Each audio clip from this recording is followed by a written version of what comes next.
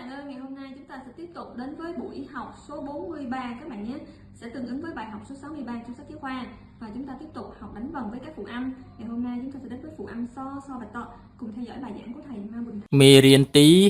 63បាទគឺយើងរៀនប្រកបនឹងព្យញ្ជនៈសនិងសបន្តអ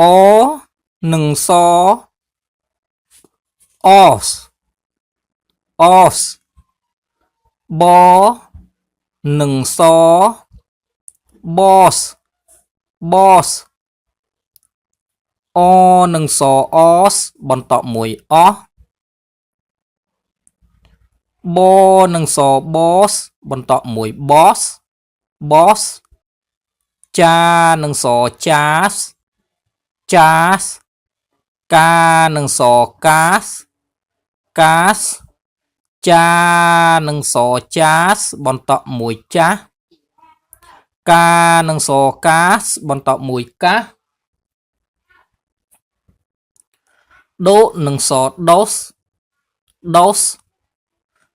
ហួនិងសហួហួសដួនិងសដួសដួសបោនិងសបោសបោសកោនិងសកោសកោសកំហុសកអំកំហូនិងសហុសកំហុសអំបោសអអំអំបោនិងសបោសអំបោសបំបួបអំបំបួនិងសបួបំបួរបួនិងសបួសរបួរបួ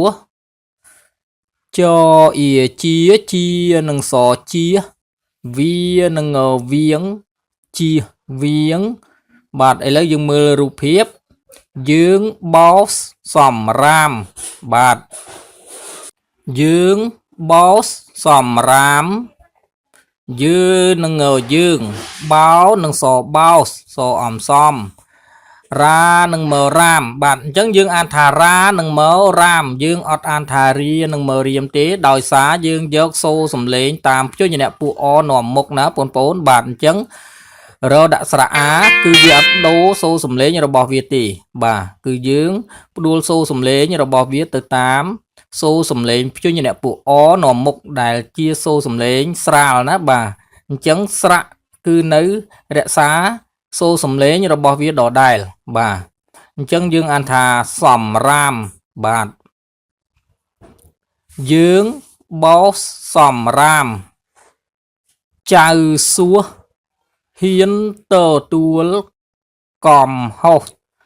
ចអៅចៅសួរនឹងសសួសហ៊ានឹងណហ៊ាន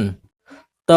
ទួនឹងលទួលកអំកំហុនឹងសហុសចៅសួសហ៊ានទទួលកំហុសយើងបោសសំរាមយើងនឹងយើងបោនឹងសបោសសអំសំរានឹងមើរាមបាទ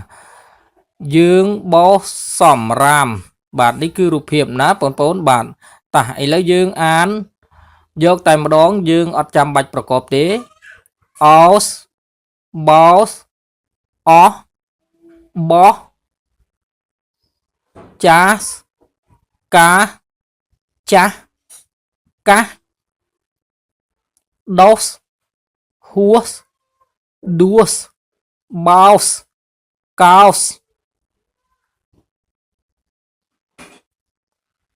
កំហុសអំបោស